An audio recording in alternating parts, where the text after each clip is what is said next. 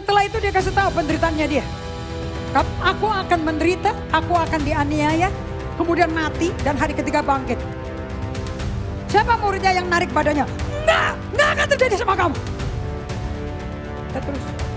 Apa jawaban Yesus? Ini orang sadis atau orang yang melakukan desakannya murid? Atau orang yang prinsipnya, yang barometer kompasnya adalah kehidupanku melakukan kehendak Bapa. Kalau kamu ngerti ini, kamu nggak akan bilang dia jahat. Hanya kau iblis. Kamu bikin si Petrus hanya memikirkan apa yang manusia pikirkan, bukan yang Bapa pikirkan.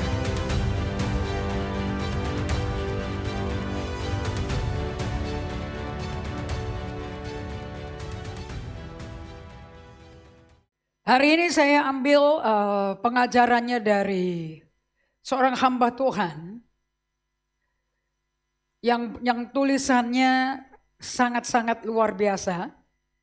Kalau bahasa Inggrisnya kita ngomongnya very profound, bukan very deep ya, but very profound. Namanya Charles E. Hummel. Dia menulis yang namanya The Tyranny of the Urgent. Tirani dari hal-hal yang mendesak. Kalau kalian itu orang parno, kalau kalian itu orang yang stres, depresi, frustrated, basically kita sudah di bawah kekuasaan daripada tirani, daripada yang mendesak. Katakan, ada yang mendesak, ada yang penting. Coba kalau kalian buka ke Matius 6 ayat 33 sebentar. Matius 6 ayat 33. Tapi saya minta Anda buka ke Alkitab bahasa Inggris, English Standard Version. Matius 6 ayat 33 King James, ESV. Any version doesn't matter. Saya pakai English Standard ya. But seek first the kingdom of God and His righteousness, and all these things will be added to you. Sekali lagi, 2, 3. But seek.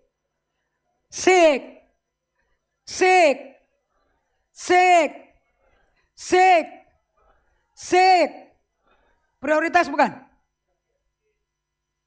Jadi kalau pagi hari kamu nyarinya handphone, scrolling, ngecek-ngecek siapa yang WA, you already bikin Tuhan nomor 2. Alias Tuhan tidak akan ditanggapin. Because anything yang udah seconded, yang udah di nomor 2 kan, udah gak mungkin tertarik kamu. And kamu punya gairah pun hilang. Sebab you are drawing away from God. Kamu menjauh dari Tuhan. Tapi Yakobus 4 ayat 8, mendekatlah pada Tuhan. Dan Tuhan berkata, aku mendekat padamu. So tidak ada keintiman itu otomatis. Itu mesti ada langkah sadar. Kalau Anda udah mengerti ini, hidupin dong. Karena percuma dikhotbahin juga kalau nggak dilakukan. Omdo namanya. And you're suffering and the whole church is suffering. Jadi kalau orang yang sadar diri, ketidaktaatanmu membuat satu tubuh Kristus menderita.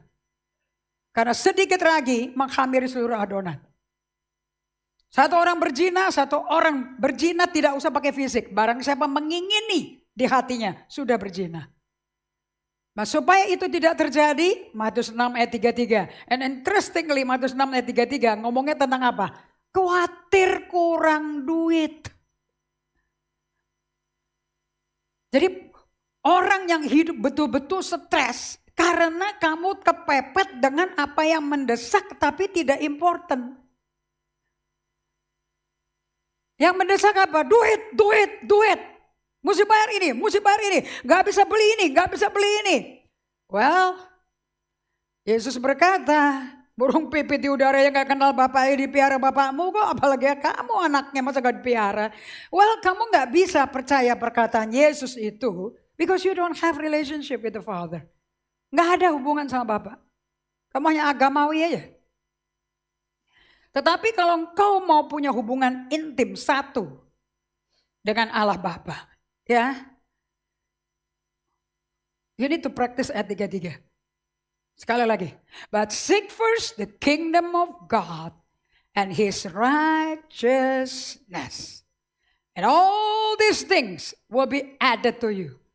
All these things. Itu loh yang bikin kamu frustrasi, stres, minder, di gereja juga salah tingkah. Oke, ditegur, tersinggung. Gara-gara ini, gara-gara khawatir ini. Orang yang khawatir, frustrasi, gampang tersinggung. Karena kalau apa-apa yang kamu mau dicukupi, buat apa tersinggung lagi? But seek first, kita mesti bikin suatu kultur, suatu budaya. Day by day, katakan day by day. Makanya namanya seek first, bukan seek second. Kalau bahasa Indonesia saya kurang setuju. Cari dahulu kerajaan Allah. Kalau diduluin berarti sesuatu udah mendahului. Kalau first nggak ada pilihan utama. Yang utama kejar kerajaan Allah. Dan kebenaran di kerajaan Allah itu di mana kamu dibenarkan oleh karena nama Yesus itu kebenaran. Anda nggak dibenarkan karena kamu pinter, sopan santun, santuy, nggak ada urusan sama gitu. Anda ngomongnya proper, enggak. Kalau kayak gitu semua orang-orang yang sekolah di finishing school di Switzerland udah lulus semua. No, kita dibenarkan because we first seek the kingdom. Nomor satu yang paling utama bagi hidup kita yang paling berharga, paling mahal, tanpa itu nggak bisa hidup, kingdom of God. Nanti semuanya akan ditambahkan. Kita mau lihat apa yang mau ditambahkan. Kita bacanya kayak ayat 32. Saya ajarin ya, baca Alkitab selalu dari bawah ke atas. Jangan dari atas ke bawah. Oke, udah dikasih tahu yang benar masih tidur, apalagi dari atas ke bawah, tambah pusing sekalian kalian. Ayat 32. For the Gentiles seek after all these things, and your heavenly Father knows that you need them all. Kita pakai bahasa Indonesia. Semua itu yang ditambahkan kepadamu, itu yang dicari bangsa-bangsa yang tidak mengenal Allah, yang banyak di sosmed. Ngerti gak? Jadi bangsa-bangsa tuh nyari 74 kilo emas, batang emas, 1,4 lembar Singapura dolar. You know, itu dicari sama bangsa-bangsa. Tapi yang warga negara kerajaan Allah, anaknya keluarga Yesus yang baru, yang mesti lahir baru bertobat, itu gak usah nyari balok emas, gak usah nyari 1,4 juta lembar Singapura dolar. Kenapa? Semuanya itu milik Bapa kita. Langit, bumi, laut dan isinya milikku, kata Tuhan. Mazmur 24 ayat 2. Either Allah benar atau Allah bohong, atau kamu yang gak percaya. Jadi kalau status kamu miskin, kekurangan segala-gala kekurangan dan sukanya iri sama orang, mengingini sampai depresi, bahkan sampai hilang sukacitanya. Karena kepingin gak tercapai. Bukankah harapan tertunda akan bikin hati sakit? Yes or no? Amsal 13 ayat 22, coba buka. Hope deferred make the heart sick. Jadi banyak orang bisa sakit hati karena pengharapanmu gak tercapai. Amsal 13 ayat 12. Merenungkan firman itu penting sekali. You know, man, you just pop up. Kalau Tuhan mau ngomong melalui saya gampang. Karena dia tahu bendaharanya. 3, 4. Harapan yang tertunda menyedihkan hati. Apakah orang sedih karena patah cinta? Karena cerai? Atau karena pengharapan gak nyampe-nyampe? Coba, belum tentu kamu sedih gara-gara orang di GGL loh. Belum tentu kamu sedih karena suamimu atau karena anakmu atau istrimu. No, kamu punya pengharapan, unspoken expectation. Tapi tidak pernah tercapai. Katakan lagi, 2, 3. Ngomong dong ya, ke hatimu ngomong. Makanya penting, baca Amsal itu penting, papi mami. Kalau orang tua gak ada hikmat, anaknya mau harapan apa? 2, 3. Harapan yang tertunda menyedihkan hati. Tapi keinginan yang terpenuhi adalah tree of life. Wow, bukankah luar biasa? Anda mau jadi pohon yang kering atau pohon kehidupan yang penuh dengan kesuksesan? Matius 6 ayat 32.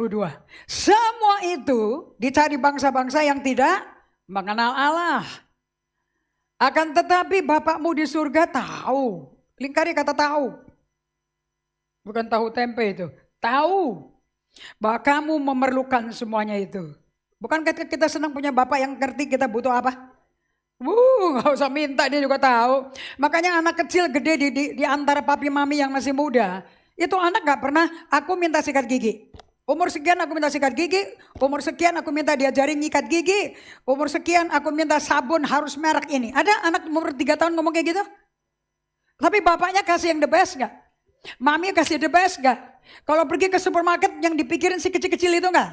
Pernah gak si kecil itu mikir Baby Johnson? Pernah gak si kecil tahu ada merek Sweet Salt? Pernah gak si baby itu tanya pigeon? Yang tahu siapa? Yang ribut siapa? Mak-maknya. Even the father knows that. Oke, ayat 31. Jadi kamu mesti lingkari, Bapakku tahu, Bapak di surga tahu, Bapak di surga tahu. Jadi gak usah ngerengek, gak usah frustrasi, gak usah khawatir.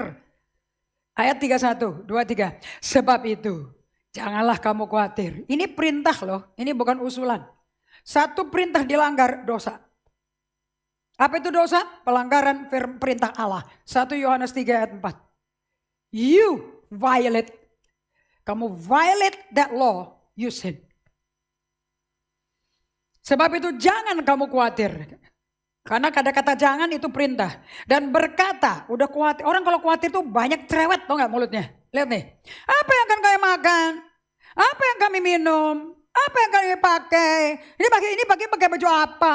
Mau ke gereja pakai baju apa? Besok mau pagi-pagi mau ke gereja mau sarapan apa? Rame gak tuh di rumah? Dengan perkataan negatif semuanya. Unbelief semuanya. Oke, ayat 30 itu jawabannya tuh. Jadi, jika demikian Allah mendandani rumput di ladang. Yang hari ini ada, besok dibuang ke dalam api. Loh tidakkah yang kamu tuh terlebih, bukankah ia akan terlebih lagi dandanin kamu? Ngomong sama kiri kanannya, ya Tuhan dandanin lu loh. Jelek-jeleknya kan didandanin, makanya kamu jelek, perlu didandanin Tuhan. Jangan dandanin sendiri, pakai botox, pakai benang, pakai nano treatment, facelift, apa yang mau di lift lagi, udah turun semua kok. Right? Katakan sama kiri kanannya, dosa bikin saya jelek. So jelek, so jahat. Tapi karena kasih karunia Allah, karena kita pilih kejar Allah dulu, maka Tuhan dandanin aku. Tuhan dalam bisnis makeup artist. He's not a destroyer. He's a builder. He's a makeup person. Dia akan danani kamu. Yang problem siapanya? Saya bilang 1, 2, 3. Kenapa? Hai orang kurang percaya. Jadi butuh apa sih supaya hidupmu itu gak melarat, gak bingung. Nanti ngomongnya gimana? Mau ngomong aja susah. Pakai pura-pura gak ada masalah. Padahal lagi tunggu momen tuh mau ngomong tuh. Because you don't believe. Ayat yang ke-29. Namun Yesus berkata kepada kita, Salomo dalam segala kemegahannya. Gak ada orang ngalahin kekalahan Salomo. Gak pakai pakaian seindah salah satu dari bunga itu. Kalah sama bunga tulip di Keukenhof. Kalah sama bunga lili. Dan mengapa kamu khawatir akan pakaian? Perhatikan dong, bunga bakung tuh bunga lili. Jelek banget ya namanya bakung. Bunga lily of the valley, you know. Ada lili kalideli, you know, the beautiful one. Satu tangkai kira-kira harganya 150.000. My favorite flower. Yang tumbuh tanpa bekerja, tanpa memintal. All the flowers yang saya suka. Gak pernah itu pohon jempalitan mengeluarkan, keluarin bunga loh. Semua Tuhan yang pintal dan Tuhan yang keluarin. In the season.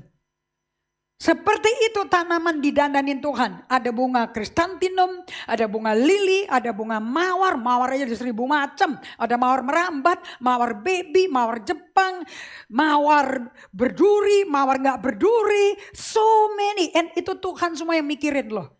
Apalagi kamu yang kuciptakan serba gambar rupaku. Kalau kamu jelek, akunya jadi jelek. Nanti orang susah percaya sama aku. So ayat 33. Tetapi cari dahulu. Kamu tulis di situ. Saya coret tuh di Alkitab saya. Tetapi pertama-tama cari kerajaan Allah. Wah, tekanannya beda. Tetapi pertama-tama cari dulu kerajaan Allah. Boleh pakai dulu, tapi mesti ada kata pertama. Karena hukum yang utama dan pertama, Kasihlah Tuhan Allahmu dengan segenap hatimu, jiwamu, kekuatanmu, pikiranmu. Kasihlah dia dengan segenap tubuhmu. Itu yang utama dan terutama. Is that priority? Of course. So, melalui pelajaran ini, saya sebut tadi keluarga Edric and Joy Mendoza dengan Elijah putranya, prasulungnya. Ini anak lahir dengan penglihatan tidak gitu baik. Sudah sampai -7 kalau nggak salah. Masih kecil. But it doesn't bother. Saya itu ngomong ya, tadi sambil memuji Tuhan itu saya sambil jalan pikiran saya. Orang mau patah tulang, mau kaki putus. Kemarin di Instagram saya lihat ada laki-laki ganteng sekali. And dia berdiri tegak dengan kaki cuma satu. So celana panjangnya digulung di sini. Gulungnya juga stylish, keluar gitu loh. Very good looking orang Indonesia. Dan dia pernah belajar di luar negeri karena penyakit dia mesti diamputasi. Tapi dia adalah peragawan pertama dengan kaki tunggal in Indonesia. No wonder he's so good looking. And nanti dia ngomong, yang hidup tuh bukan badan saya, yang hidup tuh jiwaku. Kalau jiwa kita hidup, apa sih yang bisa menghalangi aku menjadi apa impian daripada orang tuaku, impian Tuhan bagi aku? What is there to stop?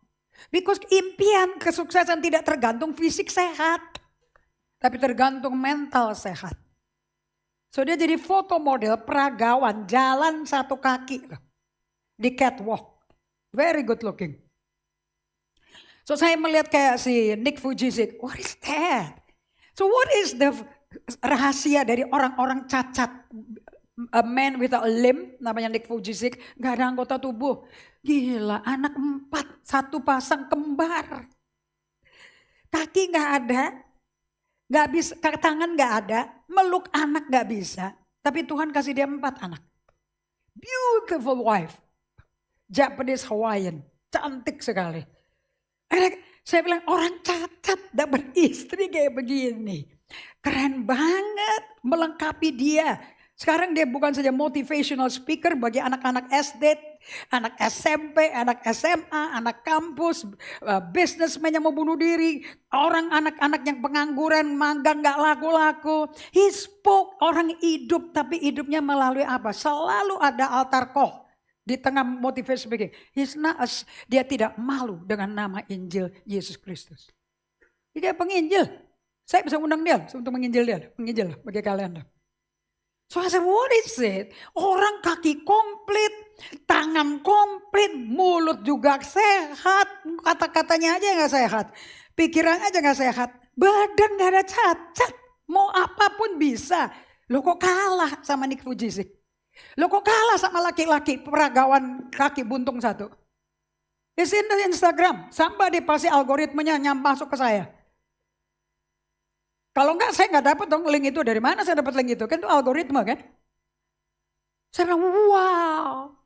Saya mau kirim ke kalian. Ya udah jam 1:30 pagi udah deh kasihan deh.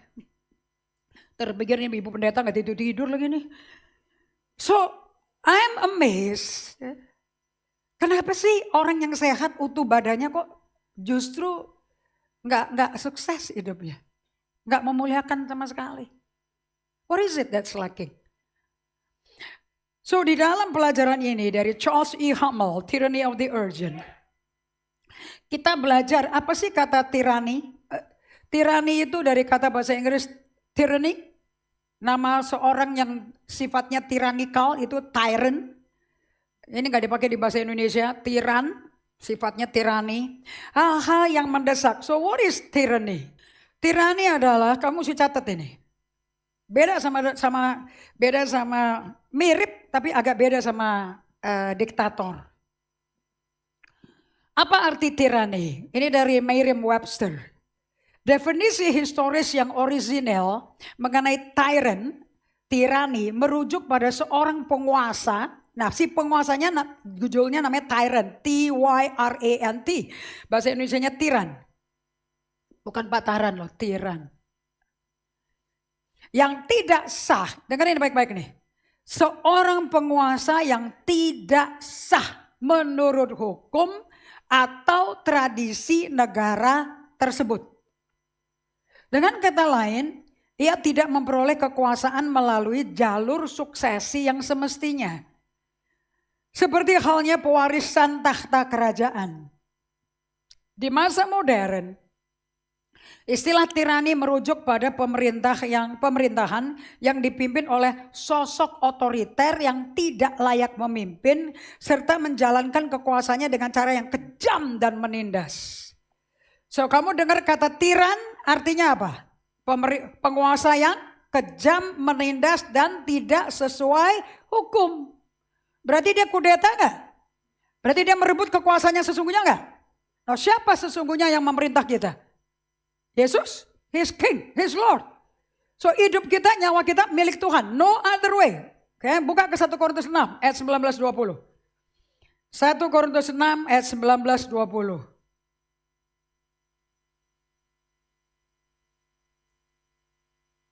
Anda mesti hafal ini luar kepala. Supaya ngingetin kita tuh siapa sih. Jangan lupa, jangan katanya saya diajarin dulu. Jangan jadi kacang lupa kulit. So remember this, kalau nggak mau jadi kacang lupa kulit. Atau tidak tahukah kamu bahwa tubuhmu adalah bait Roh Kudus yang diam di dalam kamu. Roh Kudus yang kamu peroleh dari Allah. Dan bahwa kamu bukan milik kamu sendiri, garis bawah itu. Garis bawah pakai tinta merah. Bahwa saya bukan milik saya sendiri lagi. Berarti hidupmu kamu gak bisa ngatur agenda sendiri lagi. That's why you need to change your language so you can create a kingdom culture di GGA. Ganti mulut, ganti pola pikir. Because you don't belong to you anymore. Hidupmu, badanmu, duitmu bukan milik kamu. It belongs to somebody else. Orang yang kepahitan frustrasi hidupnya adalah orang yang terus melakukan bahwa ini milikku, buatku. Silakan, Tuhan juga gak maksa kok. Tapi jangan ngaku kamu terima Yesus dan kalau mati ke surga. Gak ada orang mati ke surga. Dallas Willard mengajarkan seperti ini. Dengarin baik-baik ya. Dan ini disampaikan oleh muridnya Dallas Willard.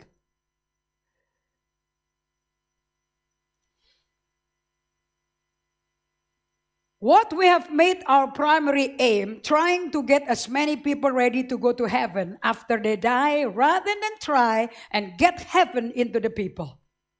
Kamu kalau dengerin tadi liriknya yang dinyanyikan sama si Irene. Satu-satunya yang, apa sih? Ku percaya, itu kan kamu nyanyikan? What is that?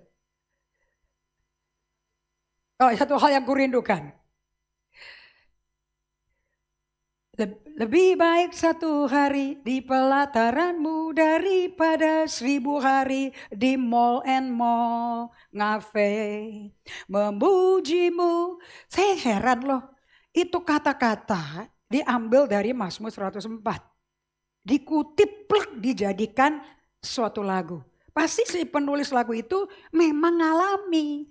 Kalau enggak dia nggak nulis.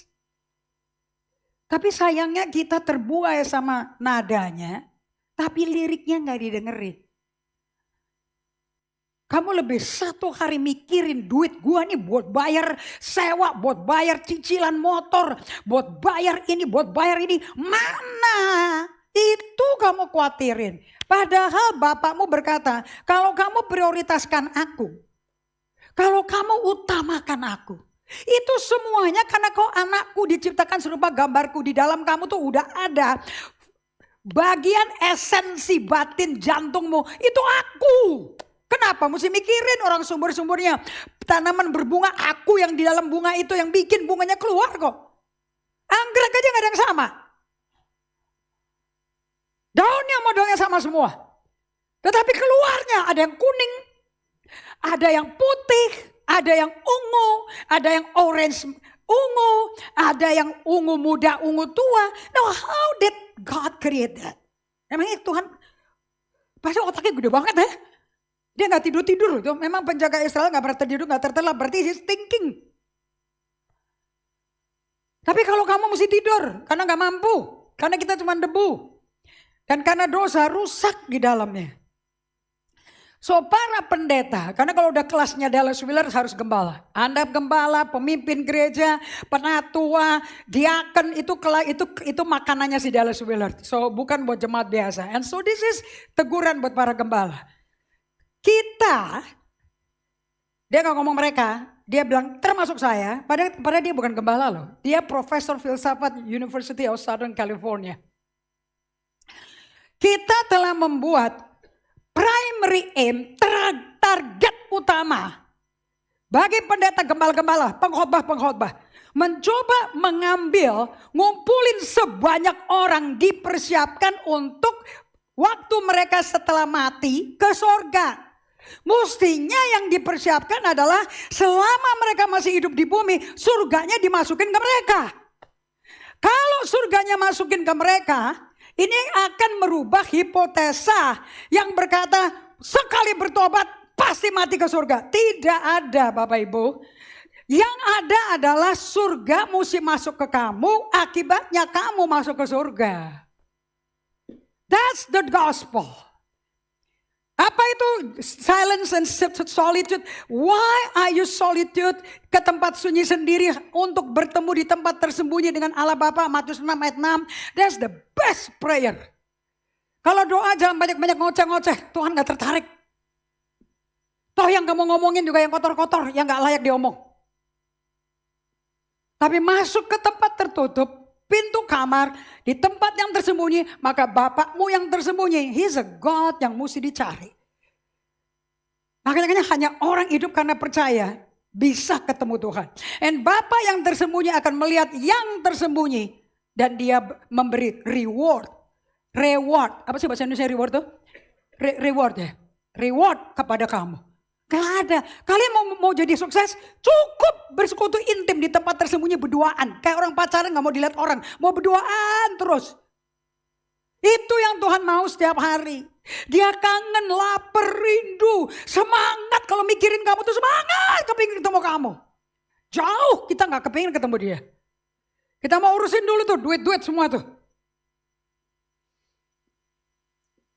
So, bertahun-tahun kita berpikir bahwa ada orang mau dengerin kita, sampaikan Injil, itu kesempatan untuk mereka bisa masuk surga. Tujuannya, aku mau kau mati ke surga. Mau kau mati, enggak. Surga mesti masuk ke kamu untuk kamu eligible masuk ke surga. Makanya firmannya ngajarin apa? Lebih baik 1 hari di pelataranmu daripada 1000 hari di tempat lain. Karena kita ini ada di dunia yang anti Yesus. Tapi kita dipilih oleh Yesus untuk jadi pengikut dia. So we are in the world but we are not of the world. Makanya kita selalu counter culture. Kita selalu melawan arus budaya ini. Kamu ngikutin budaya ini, kamu ikutin kekayaan budaya ini. Dan suatu hari budaya di dunia akan hancur. So, buktinya Tuhan mau surga masuk ke kamu dari mana? Dari mana?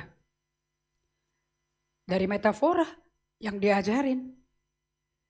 Tetap tinggal dalam aku tinggal dalam kamu, firmanku dalam kamu akan berbuah banyak. Your life will be fruitful. Gak mengganggu orang, malah jadi berkat. Jadi orang ikut makan keberhasilanmu. So 1 Korintus 6 ayat 19. Roh Kudus yang kamu peroleh dari Allah. Dan bahwa kamu bukan milik kamu sendiri lagi. Jangan lupa dong, kamu tuh bisa duduk di gedung kursi biru ini karena kamu bukan milikmu sendiri. Udah dibeli, udah cash. Ayat 20, katakan sama-sama. Sebab kamu telah dibeli dan harganya telah lunas dibayar. Tulis di dadanya. Hari kemerdekaan Republik Indonesia ke-81. I'm sold out, man. I'm sold. Betul kan? Pernah gak kamu ke restoran? Kamu suka pilih semua. Sold out. Saya bilang ya udah gak usah kasih menu dong lagi begini. Kan gak ada semua. Right? So kamu bilang apa? Kamu bikin sas di situ. Sold. Bukan sold out. Kalau sold out habis. Kalau terjual apa? Sold. Jadi setan gak bisa shopping sama kamu. Karena kamu miliknya Allah Bapa. You're a gift to the world. Kamu kado bagi dunia. Ada amin. Bahwa ini disadarin, diperbaharui otaknya. Jadi kamu gak sembarangan bikin plan. So kita kembali ke slide. So hari ini kita akan belajar. Kenapa kok di GGA kita diperkenalkan dengan practicing the way together. Sebagai pengikut Kristus. Why are we taught praktekkan jalan Allah yaitu Yesus Kristus. Yohanes 14 ayat 6. Bersama-sama sebagai pengikut Kristus. Supaya kita menciptakan hidup bukan seperti kakek moyang lagi. Tapi seperti orang yang udah dibeli, yang udah sold by God. Paid by Jesus. Dibeli oleh Allah Bapa, dibayar oleh Yesus. Dan kita ikut hidup pemilik yang baru.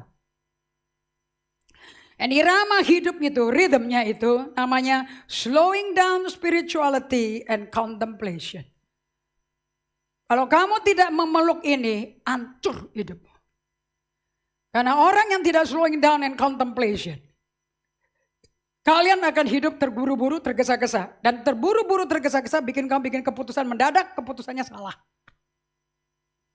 Puji Tuhan, praktek be still with God every morning. Ini baru morning doang, dia belum evening loh.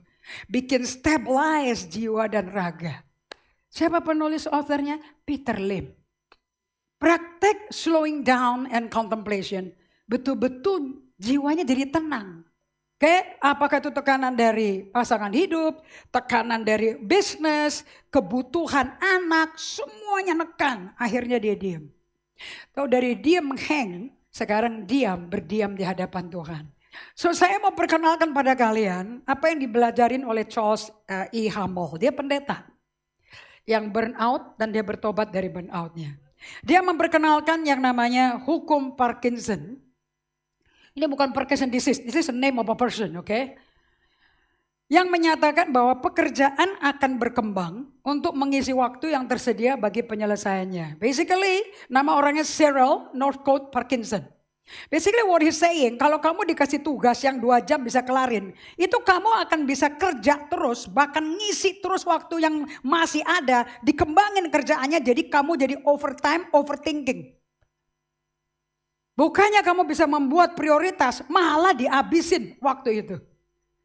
Istilah ini dicetuskan oleh Cyril Northcote Parkinson dalam sebuah esai tahun 1955 untuk majalah The Economist. Siapa yang baca majalah The Economist from Hong Kong? So any business people yang main dengan finance, fund management pasti mesti baca majalah ini. Supaya kamu tahu kondisi pasar di Asia Tenggara seperti apa. That's the magazine. Beda sama Fortune 500. Beda sama Forbes magazine. Artinya, jika Anda memberi diri sendiri waktu seharian penuh untuk mengerjakan tugas yang sebenarnya hanya makan waktu 2 jam. Tugas tersebut akan molor hingga menghabiskan waktu seharian penuh. Kenapa hal ini terjadi? Kenapa orang kok bisa buang-buang waktu itu kenapa ya? Number 1, overthinking. Berpikir berlebihan. Anda menghabiskan terlalu banyak waktu untuk membenahi detail-detail kecil yang gak penting. 2. Langkah tambahan. Anda menambahkan pekerjaan ekstra yang sebenarnya nggak diperlukan. 3. Pengaturan kecepatan kerja Anda. Pacing. How do you pace yourself? Anda memperlambat laju kerja agar pas dengan tenggat waktu akhir. Bukannya menyesuaikan dengan bobot tugas yang sebenarnya. Tugasnya nggak dikelarin dengan baik di 2 jam. Malah nggak kelar-kelar ditambah-tambahin sampai akhir hari kelar tidak menuju kemana-mana. Das kecenderungan manusia. Seorang manajer pabrik yang berpengalaman pernah berkata kepada saya seperti ini. Bahaya terbesar Anda adalah membiarkan hal-hal mendesak, mengesampingkan hal-hal yang penting dan terutama. Kita hidup dalam ketegangan konstan antara hal-hal mendesak dan hal-hal yang penting. Nah, kenapa kok ini bisa terjadi? Hal yang mendesak itu bahasa Inggrisnya the urgent. Kalau Anda belajar 4 kuadran dari highly effective leader dari Stephen Covey yang dipakai di RGA, 7 habit to be highly effective person. Itu bukan buat murid, itu mestinya buat guru, dampak ke murid, ke supir, ke cleaning service, satu kantor itu budayanya highly effective people with the 7 habit.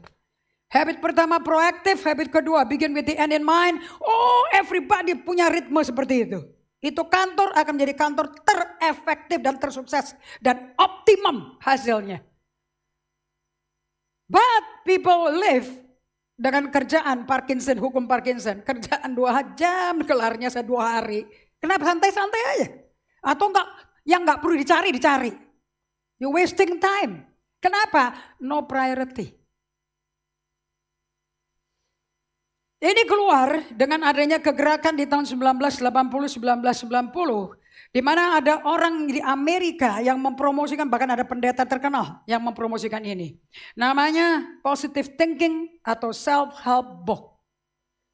Buku-buku self-help dengan pola pikir yang namanya positive thinking. Kingdom Alkitab bukan positive thinking loh.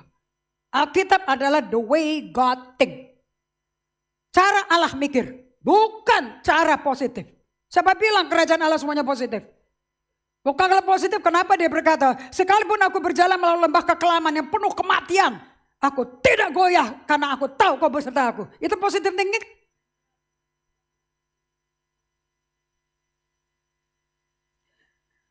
Kata-kata positive thinking seperti ini. You can have what you want. Kamu bisa memiliki apa yang kau mau.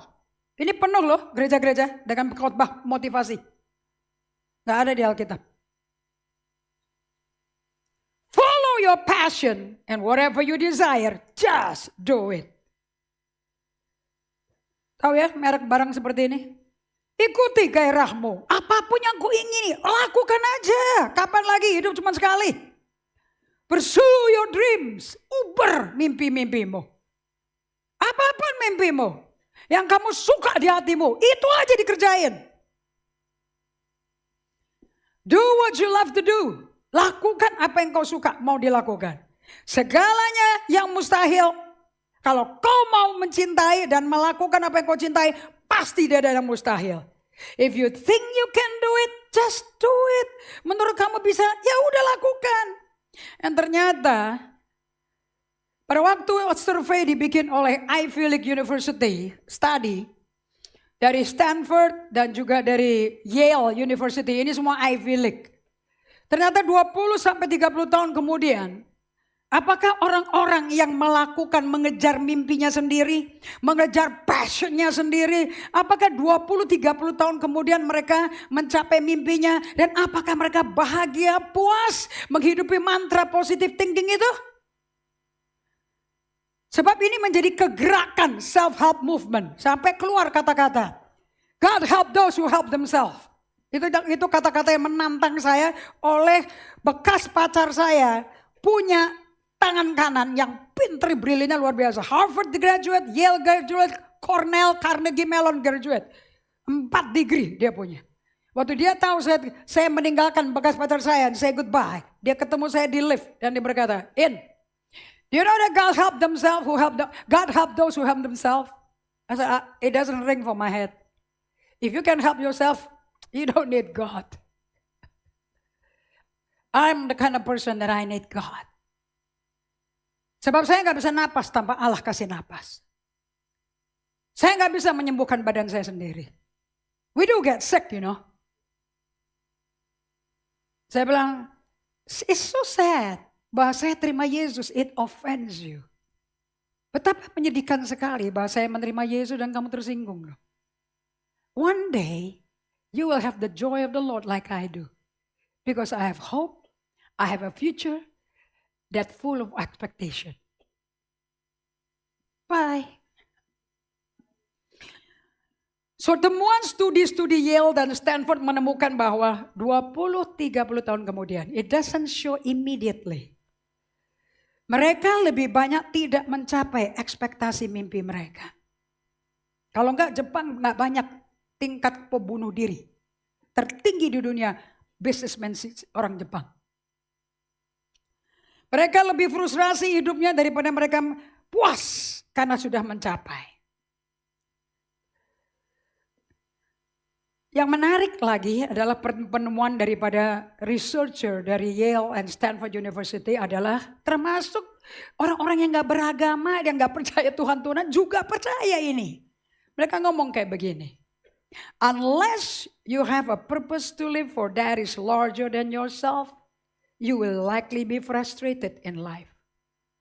Kecuali kamu punya tujuan untuk hidup lebih gede di luar dari dirimu sendiri, kamu akan frustrasi dalam hidup ini. So melalui belajar 4 buku Injil over and over and dengerin tentang Yesus itu siapa, what is he like. Dan selama Pastor Drew Hyun di sini semuanya tentang Yesus yang dibagiin. Mari kita belajar dari satu manusia yang pernah berjalan di muka bumi ini dan berhasil hidup puas dan mencapai tujuan hidupnya. Namanya Yesus Kristus. How do you find true contentment, Jesus? Yesus, kamu kok bisa ada rasa puas, true contentment. Kepuasan sejati itu gimana? Ini manusia satu-satunya yang bisa memiliki kedamaian dan tujuan sejati. Udah betul-betul all in, pack. He is solidly satisfied, full of life. Penuh dengan kehidupan dan hidup berkelimpahan.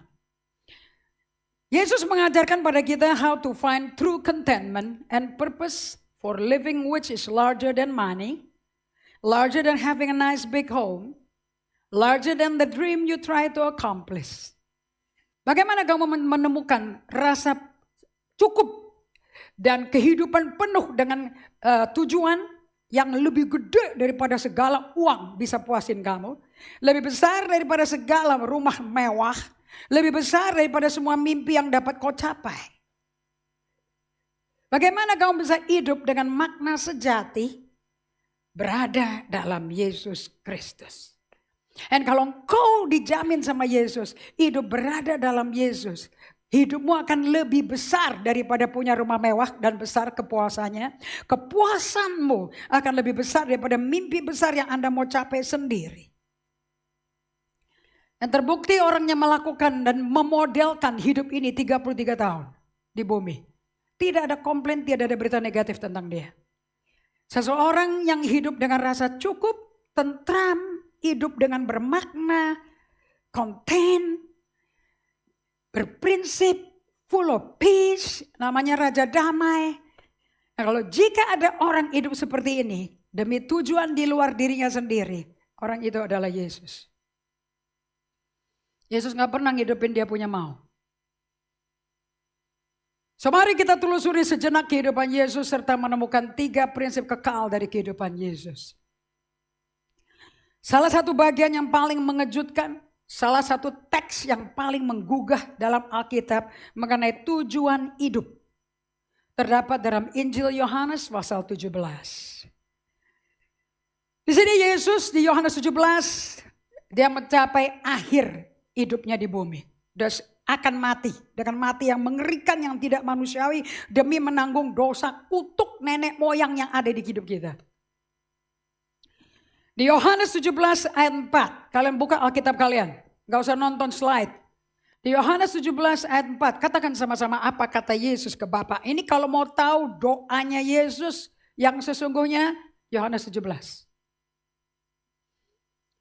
2, 3. Aku telah mempermuliakan engkau di bumi. Dengan jalan apa? Dengan jalan menyelesaikan pekerjaan yang engkau berikan kepadaku untuk. So kapan Yesus itu puas? Done it, completo, finish. Waktu dia katakan.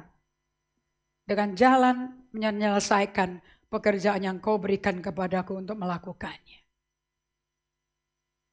Ada satu yang gagal. Persiapan 33 tahun untuk pelayanan 3 tahun. Tidak ada yang gagal.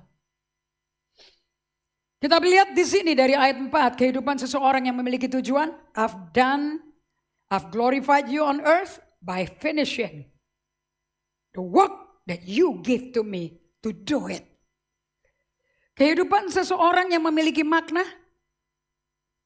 Kehidupan seseorang yang tidak mengejar mimpinya. Tapi ia memiliki tujuan yang lebih besar untuk dijalani di luar dirinya sendiri. Bukankah teks ini luar biasa? Yang saya kagum, kok Rasul Yohanes bisa dengar ya? Dari doa di pasal 17, judulnya bahasa Indonesia doa Yesus bagi murid-muridnya loh.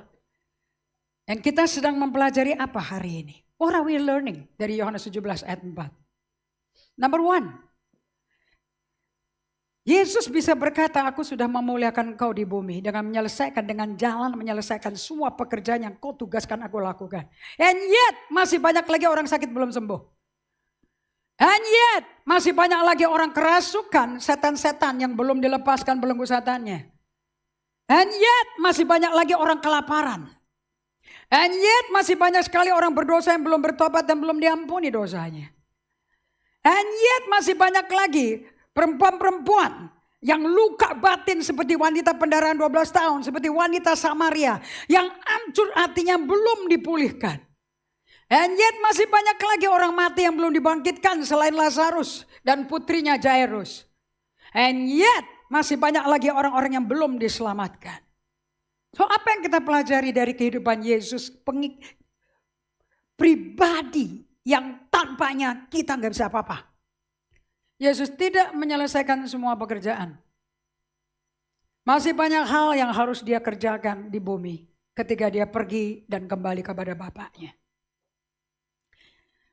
Namun kitab suci kita menjelaskan bahwa Alkitab tidak pernah menulis, tidak mengatakan bahwa Yesus telah menyelesaikan segala sesuatu yang ingin dia lakukan. Sang Juru Selamat masih ingin menyembuhkan lebih banyak orang. Dan masih ingin membebaskan lebih banyak jiwa-jiwa yang terjerat, terbelenggu oleh iblis. Bukankah masih banyak yang harus dilakukan oleh Yesus demi orang-orang yang butuh dia? Yesus meninggalkan banyak tugas yang bermanfaat yang belum selesai.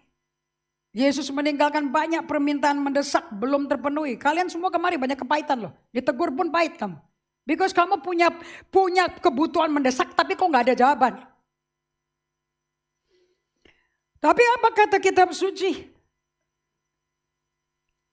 Aku telah memuliakan kau di bumi dengan jalan menyelesaikan pekerjaan yang kau berikan kepadaku untuk melakukannya. Begitu banyak permintaan mendesak yang belum terpenuhi. Namun apa kata Alkitab? Aku telah memuliakan kau di bumi. Aku telah selesaikan pekerjaan yang kau berikan kepadaku untuk dilakukan. Yesus sampai di penghujung hidupnya dan telah menuntaskan tugas yang diberikan Bapa kepadanya. Tapi prinsip yang kita pelajari di sini adalah Yesus tidak melakukan segala sesuatu yang mungkin dia ingin lakukan dalam memenuhi kebutuhan setiap orang di sini. Ada butuh uang, butuh perkawinan dipulihkan, butuh penyakit disembuhkan, butuh luka batin disembuhkan. Dia tidak hidup untuk kebutuhan mendesak. Dia hidup untuk kehendak Bapaknya.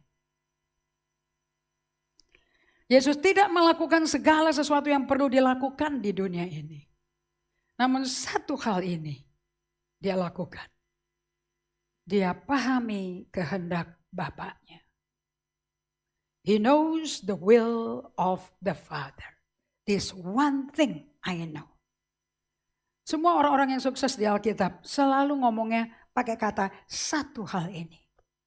Satu hal yang kau lakukan. This one thing that I do. I forget things that are behind and press through to the mark of the high call. Satu hal yang kau lakukan kata Paulus. Kau lupakan semua yang di belakang. Yang hebat-hebat, yang mengerikan, yang memalukan. Aku lupakan. Dan aku mengarahkan diriku mengejar panggilan surgawi. Daud pun mengatakan yang sama. Satu hal yang kupinta di tengah serangan dari Filistin. Serangan dari Amalek. Keluarganya ketakutan, lari sama Daud. Daud ngomongnya lain. Satu hal kupinta, diam di hadirat Allah. I want to know what God's will for me is. Problem ini bukan aku yang urus, Allah yang urus. But I want to do His will. Yesus berkata kepada Maria, saudaranya, Lazarus, saudaranya Marta. Satu hal ini yang Maria punya yang tidak akan kuambil dari dia. Satu hal yang perlu aja. Duduk di kakiku, dengar perkataanku, bebaskan dirimu dari distraksi dan suara-suara, dengar perkataanku. Inilah satu hal yang Yesus lakukan adalah memahami tugas Bapa untuk hidupnya.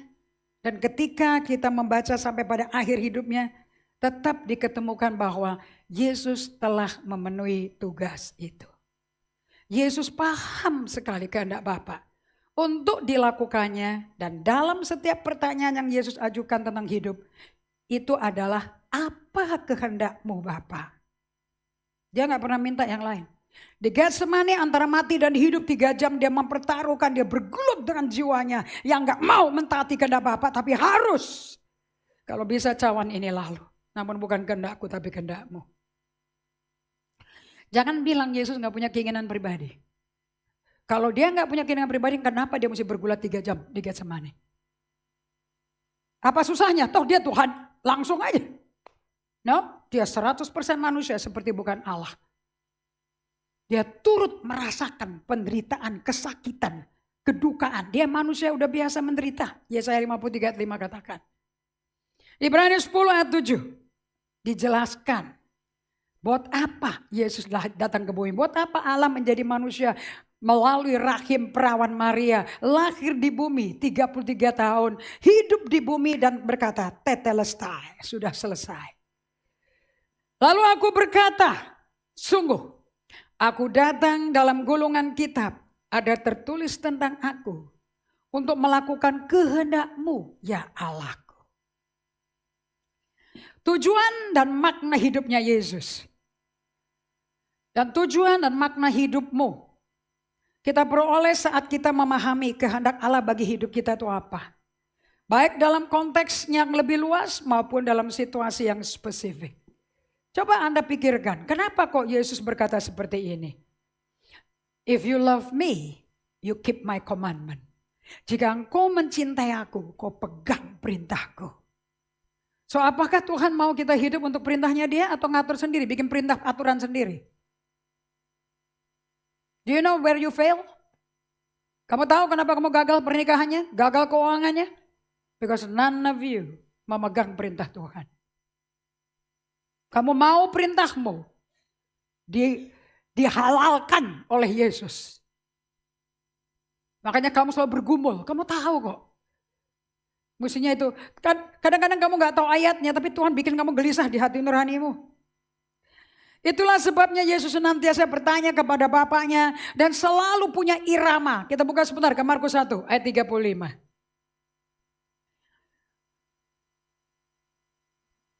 Kita buka dulu ke ayat 31 supaya kita bisa tahu. Di sini Yesus bertemu mengunjungi rumahnya, mertuanya Petrus yang lagi sakit demam. Mereka segera memberitahukan keadaannya pada Yesus. Amazing. Mertuanya Simon dia datang. Tapi orang demam yang lain dia gak datang loh. Ia pergi ke tempat perempuan itu dan sambil memegang tangannya dia bangunkan dia. Lalu lenyaplah demamnya. Kemudian perempuan itu melayani mereka. Menjelang malam, sesudah matahari terbenam, dibawalah kepada Yesus semua orang yang menderita sakit dan kerasukan setan. Maka berkerumunlah seluruh penduduk kota itu di depan pintu. Ia menyembuhkan banyak orang yang menderita bermacam-macam penyakit dan ngusir banyak setan. Ia tidak memperbolehkan setan-setan itu berbicara sebab mereka mengenal dia. So, Yesus punya hari yang sibuk, malam yang sibuk, yes or no? Ayat 32, menjelang malam sesudah matahari terbenam, dibawa kepada Yesus semua orang menderita sakit dan kerasukan setan. So, dia busy apa tidak? Busy doing God's will, bukan maunya dia. Dan pagi-pagi benar, waktu hari masih gelap, ia bangun dan pergi keluar. Ia pergi ke tempat yang sunyi dan berdoa di sana. Dia nanya ke bapaknya, apa kehendakmu bagi aku hari ini? Lagi dia berdoa di solitude, di tempat yang sunyi, in solitary place, dengan silence untuk mendengar suara Bapa yang seperti angin sepoi-sepoi. Sheer silence. Mau tahu kehendak Bapa buat hari itu apa? Dia gak punya agenda sendiri. Tetapi Simon dan teman-temannya interupsi. Dan waktu menemukan Yesus mereka berkata, semua orang udah cari engkau loh. Saya mau tanya, waktu Simon ngomong teriak kayak begitu, Orang-orang yang ngumpul nungguin Yesus, dengar gak ya? Yesus dipermalukan gak ya? Gimana sih jadi pendeta? Itu orang semua udah nunggu loh. Kamu kok seenaknya aja doa gak kelar-kelar? Halo? Orang kalau mendesak kayak begini mulutnya. Cepat dong. Cepat pelayanan. Gimana? Dan ini perasaan gembala melayani kalian semua. Gak gampang jadi pemimpin. Ada silent treatment yang diperlakukan kalian. Menuntut tanpa terucapkan. Tapi bahasa tubuhmu jelas sekali negatif.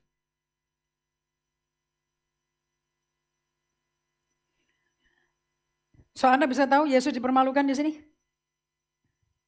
Shaming dia lakukan di sini. Segera ia menyuruh orang itu pergi dengan maaf. Maka, where am I? Jawabnya lebih shocking lagi. Yang satu dipermalukan Yesusnya, sekarang Yesusnya menjawabnya menyakitin hati semua orang. Mari yuk kita pergi ke tempat lain. Dia gak lagi marah-marah loh. Ke kota-kota yang berdekatan. Supaya di sana juga aku memberitakan Injil. Karena untuk itu aku telah datang. Lalu pergilah ia ke seluruh Galilea memberitakan Injil dalam rumah-rumah ibadat mereka dan mengusir setan-setan. Ditinggal gak tuh yang nungguin dia? What I do is the will of my Father. Kamu mau nangis, lu mau nagih, mau apa, kalau Tuhan gak suruh, nothing can be done. Mau murtad, gak mau ke gereja lagi, I don't know. Bagian gembala cuma bisa ngomong, keep on trusting, keep on trusting. Allah sedang mengajar kamu sesuatu. Percaya Allah gak pernah ninggalin kamu. So Anda lihat di situ ya, Yesus gak melakukan apa yang kau mau loh. Well, khotbahnya gak seperti ini. Kalau di gereja lain, gerejanya bandnya keren. Well, anak-anak mudanya keren. Well, saya gak lakukan apa yang Tuhan suruh. Bukan apa yang kau mau.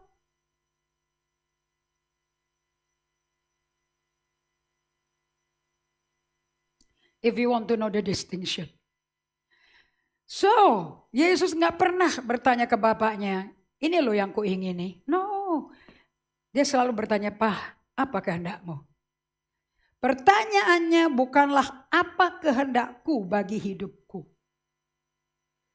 Melainkan, Bapa, apa kehendakmu bagi hidupku? Wah, ini rendah hati sekali ini. Yesus bertanya, Bapa, apa kehendakmu? Bukan kehendak pribadi, tapi kehendak Allah. Hidup bermakna tidak dimulai punya gaji gede kerjaannya. Hidup bermakna bukan karena punya talenta. Hidup bermakna dimulai dengan pertanyaan yang tepat. Dan refleksikan kehendak Allah hari ini. So what is the conclusion? Apa kesimpulannya kehidupannya Yesus? Saya ulang-ulang, Number one, Yesus berkomitmen sepenuhnya dan mutlak untuk melakukan kehendak Bapa. Prinsip utamanya yang mendasari hidup Yesus, the undergirding, primary, key dari tujuan hidupnya Yesus adalah, tujuan utamanya mengendalikan hidupnya adalah melakukan kehendak Allah Bapa. So apa kompasnya Yesus? Apa yang membuat dia ketahan? Tidak bisa lakukan yang apa kata orang lakukan. Murid yang minta tapi melakukan kehendak Bapaknya. Begitu keras dia melakukan kehendak Bapaknya. Sampai Petrus menghindari dia menderita. Pertama kali Yesus menunjukkan pada Petrus. Pada semua muridnya. Di Matius 16. Setelah Petrus berkata, "Engkau Mesias. Engkau anak Allah, engkau Kristus." Betul Petrus, bukan manusia yang kasih tahu sama kamu, itu Bapakku di surga loh. Setelah itu dia kasih tahu penderitaannya dia. Aku akan menderita, aku akan dianiaya, kemudian mati dan hari ketiga bangkit. Siapa muridnya yang narik badannya? Enggak akan terjadi sama kamu. Petrus. Apa jawaban Yesus? Ini orang sadis atau orang yang melakukan desakannya murid? Atau orang yang prinsipnya, yang barometer kompasnya adalah kehidupanku melakukan kehendak Bapakku. Kalau kamu ngerti ini, kamu nggak akan bilang dia jahat. Hanya kau iblis. Kamu bikin si Petrus hanya memikirkan apa yang manusia pikirkan, bukan yang Bapak pikirkan. Jangan jadi budak apa kata orang. Si itu yang minta, si itu yang minta. What is God's will for you?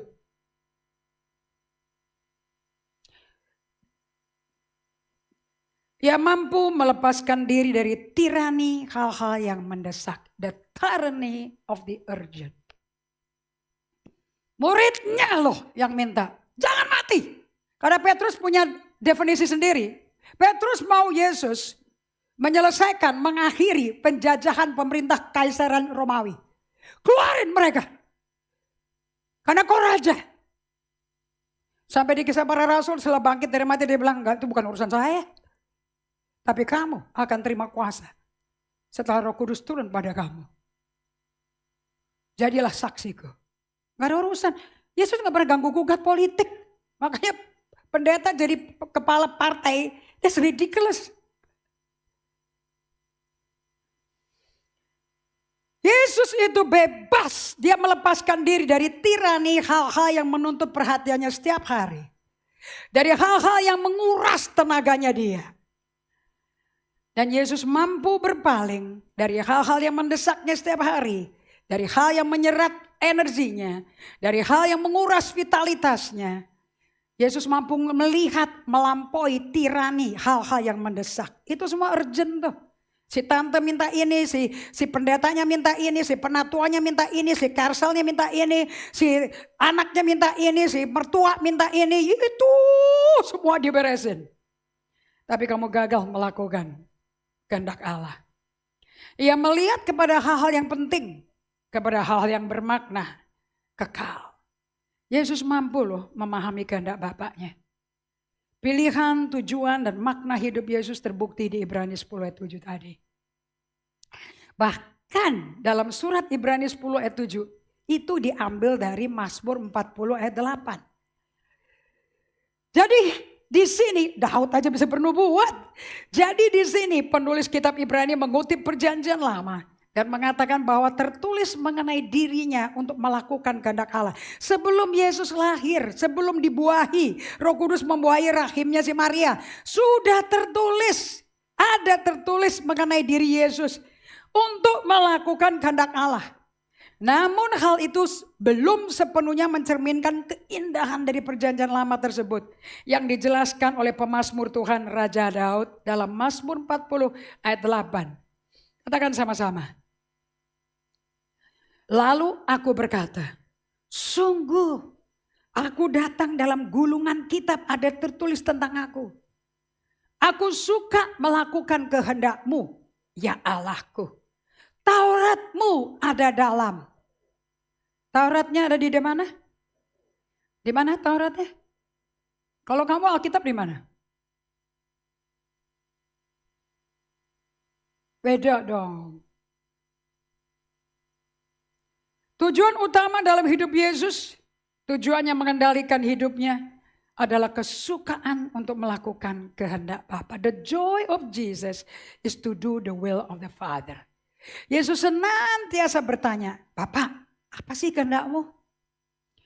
Aku tidak sedang melawan Engkau. Aku gak sedang bergumul menentang hal ini. Tuhan, apa kehendak-Mu? Oh Bapak, apa kehendak-Mu? Aku gak lagi konflik loh. Aku gak lagi bergumul loh. Tuhan, apa kehendak-Mu? Hanya itu yang perlu kau ketahui. Apa kehendak-Mu? Dan aku bersuka cita melakukan kehendak-Mu. Pikirkan baik-baik. Dengarin baik-baik ya. Kamu diam sebentar ya. Fokus supaya kalian masa tuanya tidak kacau. Bukankah sungguh tragis jika kita mencapai banyak hal besar dalam hidup ini di bumi yang sementara. Namun melewatkan tujuan mengapa kita dilahirkan. Bukankah sangat tragis? Di bawah pimpinan Apostle kita bisa punya tanah 1 hektar, bangun gedung 350 apartemen dengan gedung auditorium di lantai 11 Lumina Tower. 7 ruko, bukankah tragis? Apostle bikin semua itu, tapi gagal menghidupi apostlenya. Tujuan kenapa saya dilahirkan. Bukankah sungguh tragis jika Anda berhasil mencapai semua tujuan yang telah Anda tetapin sendiri.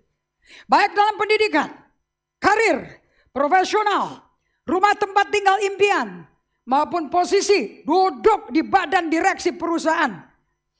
Anda menetapkan tujuan hidup ini. Berjuang keras, mengerahkan seluruh energi.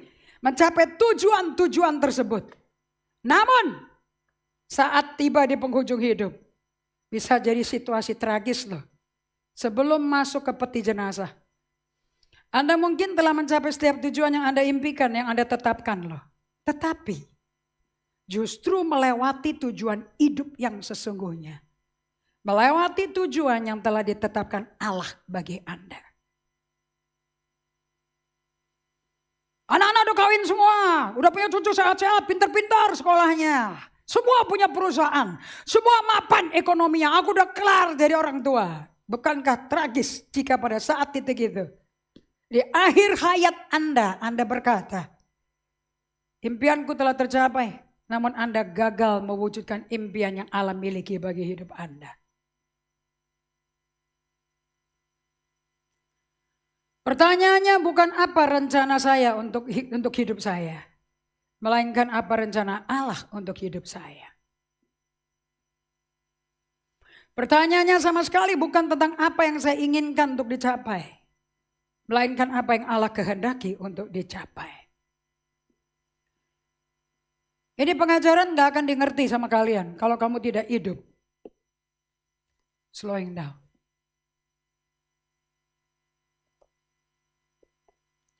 Di buku yang sangat luar biasa, The Desire of Ages, the greatest story ever told. Dan saya kagum sekali penulisnya E.G. White, seorang Advent, gereja Advent. Di halaman 208 buku ini, dari buku The Desire of Ages, kerinduan segala masa, segala zaman. Dijelaskan mengenai Yesus dan tujuan hidupnya Yesus. The quote is like this. The Son of God, Putra Allah, menyerahkan diri sepenuhnya kepada kehendak Bapa dan bergantung pada kuasanya. Kristus begitu sepenuhnya melepaskan diri dari kehendak pribadi hingga ia tidak membuat rencana apapun bagi dirinya sendiri. Filipi 2 ayat 9-10. 6-10. Ia menerima rencana Allah baginya. Dan hari demi hari Bapa nyingkapkan rencana-rencana tersebut. Hari demi hari. So pertanyaan untuk kalian sebelum kamu istirahat. Jadi haruskah kamu bergantung pada Allah agar hidupmu menjadi perwujudan sederhana dari kehendaknya? I think ini pembacaan kayak begini ke anak 10 tahun udah bisa nih. Kalau anaknya cuma tahu es krim, makanan mahal, minum wine, jalan-jalan ke luar negeri. I think nanti sampai bertua dia pikir tujuan hidup untuk begitu. What a dilema kalau mereka bisnis nggak jalan semuanya.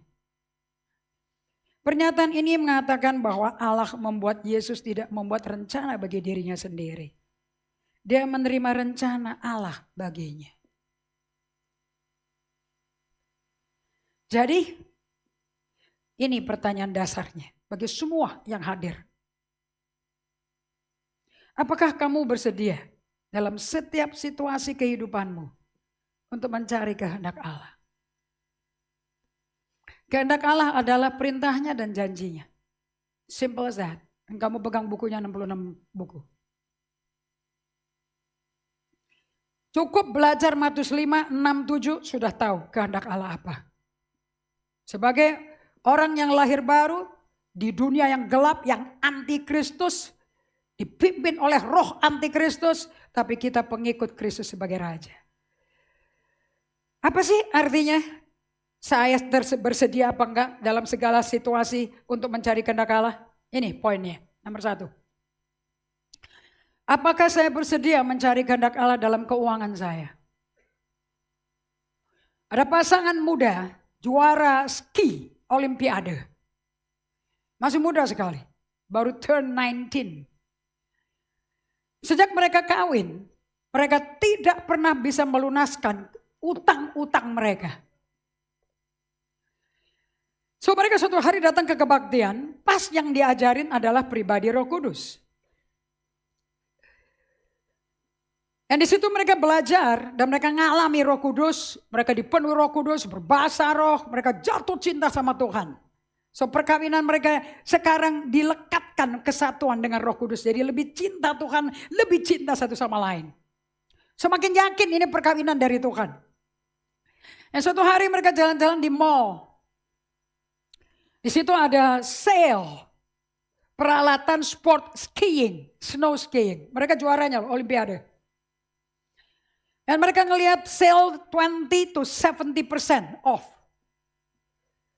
Tanpa mikir, otak sarap masih otak lama yang suka ngutang kredit card, masuk langsung ke tokonya. Tanpa mikir, spontan. Karena itu udah kehidupan mereka, sports, winter sport. Terus mereka ngelihat, wow yang 70% ini persis yang kita butuhkan. Wow, dikumpulin mau ditaruh ke kasir. Tapi orang kasirnya ngomong, jadi kayak orang kasir kayak menunda. Mau dicoba dulu enggak?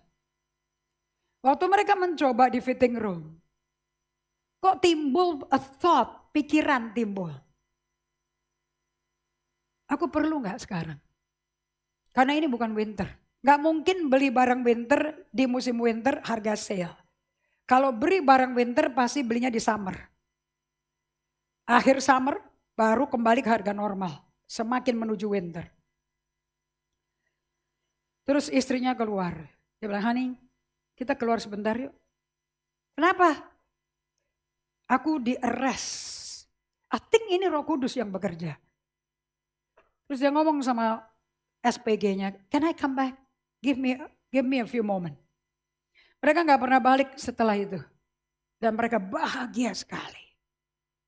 Karena tidak ada pengeluaran sama sekali dengan utang masih 15 juta yang belum lunas. Apakah engkau mau Allah melibatkan dirinya ke dalam keuanganmu? 2.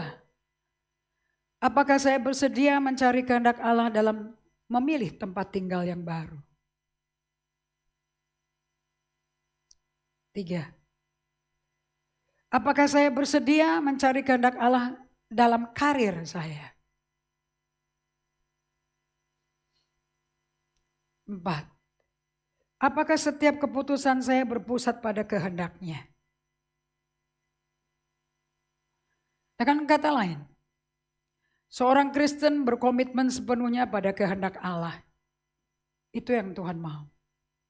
Begitu Anda menerima kebenaran kekal ini, hidup Anda 1 Korintus 6 ayat 19-20 akan mengalami transformasi radikal. Saat Anda menerima prinsip yang membawa perubahan radikal ini, yaitu bertanya kepada Allah sebelum melakukan pembelian besar dalam hidupmu. Tuhan, ini kehendak-Mu apa bukan? Ingat ada Allah yang hidup di dalam kalian ya. Badanmu ini bait Allah, baru Allah berdiam. So jangan mikir-mikir Tuhannya di langit kemana gitu, gak ada. Dia dekat bahkan di hatimu. Dengan kata lain, seorang Kristen berkomitmen sepenuhnya pada kehendak Allah adalah seorang Kristen yang selalu bertanya, apa kehendak-Mu? Sekarang saya mau tutup dengan Yesus.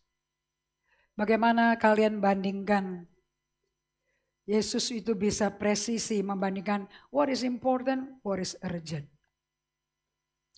Saya temukan dari kehidupan Yesus. Ini patokan saya, this is for me. And I want to live kayak Yesus. Puas akhir hidupnya, sudah selesai. Yang disenengin Allah Bapa, bukan orang. Bahkan orang mungkin ada yang benci lah. Ketaatan Yesus pada Bapaknya terbukti dalam pilihan yang dia buat. The urgent need and the important thing. Kita baca Yohanes 11 ayat 3. Untuk waktu saya singkat aja. Anda tahu Lazarus yang sakit yang dibangkitkan dari mati? Kita mau tahu kenapa Yohanes 11 ditulis sama Rasul Yohanes. Mau ditunjukin apa sih? Mau ditunjukin ketaatan Yesus 100% mutlak kepada kehendak Bapaknya. important thing, not the urgent thing. Yesus tidak pernah hidup di bawah penekanan paksa kejam dari tiran-tiran. Dengan urusan mendesak. Tiran kalian adalah urusan mendesak yang gak penting. Sehingga SS dibuang, baca Alkitab dibuang. Tapi yang gak ada pentingnya justru yang kamu lakukan. Dan akhirnya kamu kecewa sendiri. Karena orang yang kamu bantu tidak sama sekali melakukan apa yang kau mau. Yohanes 11 ayat 3, katakan sama-sama. Dan Lazarus yang sakit itu adalah saudaranya. So ini ngomong tentang Marta Maria, you know. And di atas ditulis Maria yang memecahkan buli-buli minyak narwastu. Ingat itu? Kedua perempuan itu mengirim kabar kepada Yesus. Kontennya sama. Apa itu? Tuhan, dia yang engkau kasihi sakit. Dia yang siapa? Engkau kasihi. Dia siapa? Engkau kasihi.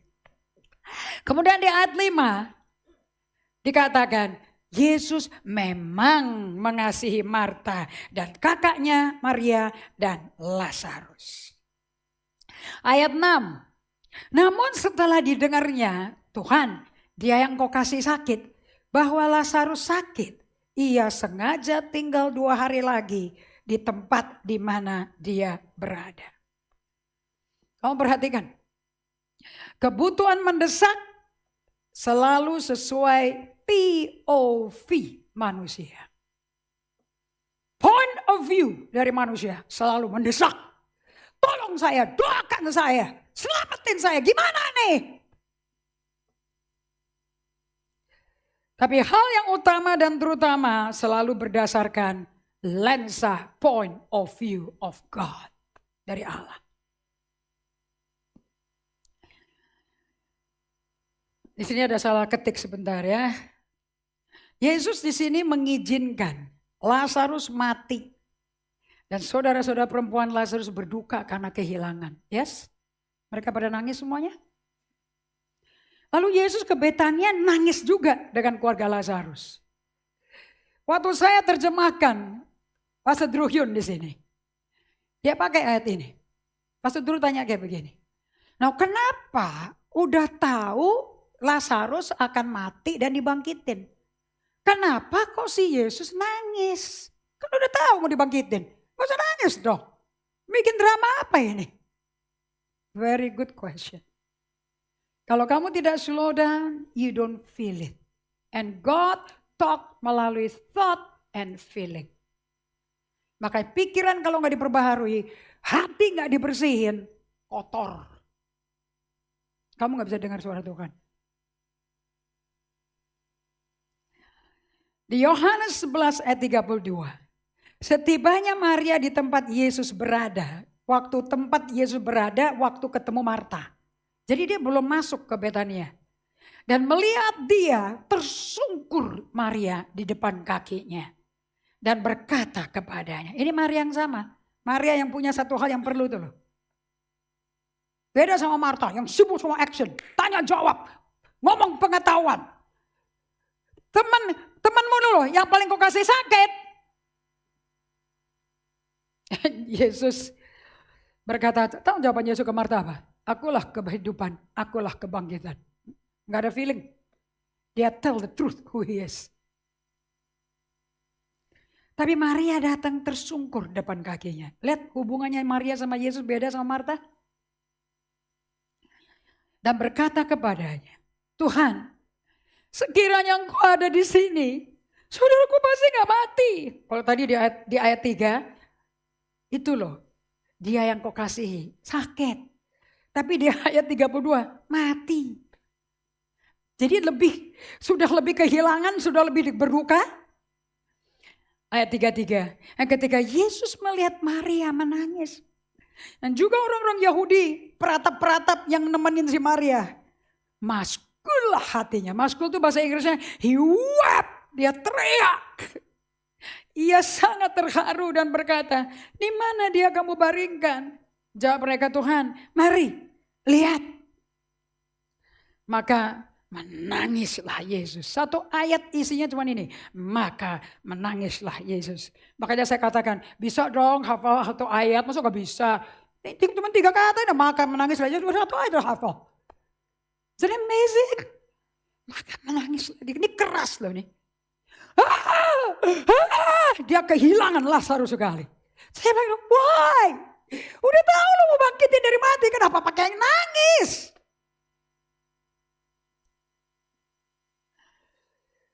Saya mundur ke Yohanes 11 ayat 25. Kita tahu faktanya Yesus tetap bangkitkan Lazarus sesuai apa yang diproklamirkan. Akulah kebangkitan dan hidup. Barang siapa percaya kepadaku, ia akan hidup walaupun ia sudah mati. Ini ngomongnya tegas loh ke Marta. Yesus selalu berkata iya pada tujuan dan makna Bapaknya. Yesus selalu berkata tidak kepada kebutuhan mendesak manusia. Apakah kebutuhan mendesaknya si Maria sama Marta, si Lazarus sembuh dari sakit? Iya dong. Apakah kebutuhan mendesaknya Maria Marta, si Lazarus bangkit dari mati? Iya dong. Diladenin Yesus gak? Susah loh jadi Yesus. Makanya kita butuh kasih karunia Allah untuk hidup seperti Yesus. Bukankah Yesus sering membuat keputusan-keputusan yang pasti berat dan nyakitin sekali? Yes or no? Si Lazarus kan sahabat. Lazarus kan teman baik. Terus dia sakit didoain juga kagak. Dikunjungin juga tidak. Disentuh aja tidak. Ingat Naaman? Elisa gak keluar loh. Suruh aja ke sama Yordan nyemplung 7 kali. Ingat gak tuh? Marah lu si jenderal Syria tuh loh. Paling gak dateng kek. Pegang kek, peluk kek. Yesus sengaja nunggu 2 hari ekstra. Gak berkutik dari situ.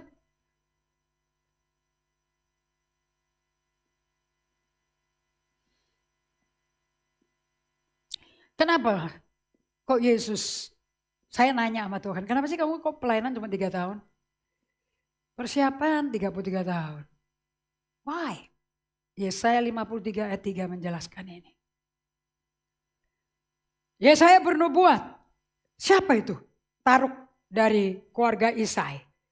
Ia dihina dan dihindari orang. Dia seorang yang penuh kesengsaraan dan biasa menderita kesakitan.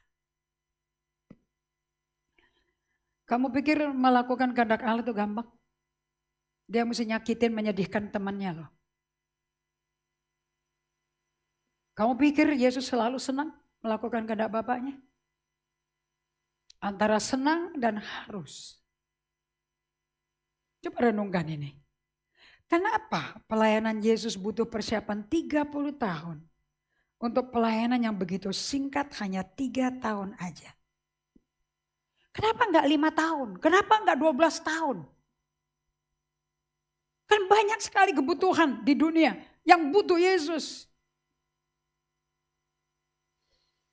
Coba kamu jawab pertanyaannya. Tulis sebagai renungan kamu. Nanti pakai di carousel.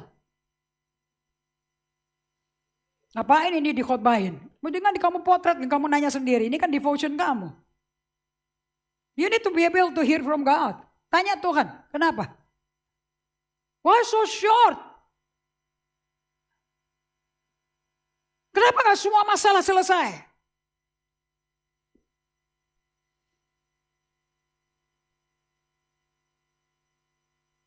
Dengar gak suara di sini? Tuhan gak ladenin Tritunggal. Untukku, karena aku, demi aku. Makanya orang bisa kepahitan karena fokusnya ke aku. Aku bisa. Gak butuh Tuhan, udah biasa gak hidup tanpa Tuhan. Udah biasa hidup tanpa Tuhan dan udah biasa gagal. Tapi tetap mau hidup kayak begitu. Wow, setannya kuat sekali membutakan kita. So, sebagai konklusinya, ini devotion saya sampai jam 5 pagi tadi. Jam 5:30 saya breakfast. 6:30 saya nyisir rambut. Sambil baca ini. Ketahuilah bahwa sikap Yesus yang menanti petunjuk Bapa dalam doa telah membebaskannya dari tirani hal-hal yang mendesak. Why do you go to a quiet place? Kenapa kamu pergi ke tempat yang sunyi? Kenapa berdiam? Stop. Kenapa sabat? Kenapa mini sabat? Kenapa Yesus sering setelah mujizat dia menghilang ke tempat sunyi menyendiri dengan Bapaknya? Kenapa? Sebab menanti Allah adalah cara kamu membebaskan dirimu dari pengontrol-pengontrol kejam. Hal-hal yang mendesak yang tidak di dalam sistem suksesi. Yang masuk ngontrol hidup kita tanpa izin Allah pemilik hidup kita. Menanti Bapa memberikan arah bagi Yesus. Menetapkan langkah yang mantap. Dan pada akhir pelayanannya memberi Yesus kepuasan bahwa dia telah menyelesaikan pekerjaan yang Bapaknya telah tugaskan padanya.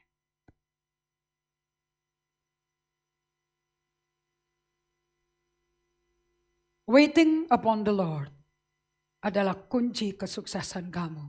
Untuk tahu kehendak Allah. Dan tidak dipojokin dan menjadi Mesias bagi keluargamu untuk menyelesaikan semua masalah.